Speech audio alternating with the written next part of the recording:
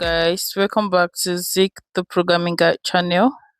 My name is Beatrice, and in today's video I'll be showing you how to find old charts in Character AI. So Character AI is actually an app, right? I know. So it's where you get to chat with different kind of characters, and it's just fun, more like you're actually trying to write your story, and AI is trying to play a character that you want it to play. So, how do you trace back all your old chats with Character AI? So, you can see below your screen, you can see this bubble kind of sign.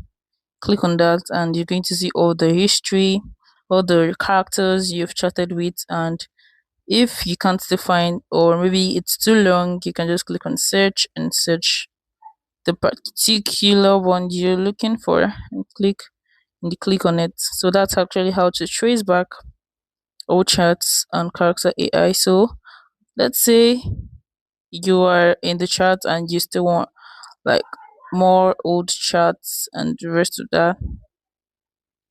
You can just click on this to actually remember what this is, like a chat memory where you get to type what you actually want to look for. Right. If this guide was helpful, give the thumbs up and equally subscribe to get more tips like this. Thanks for watching, guys. I'll see you in my next video. Bye.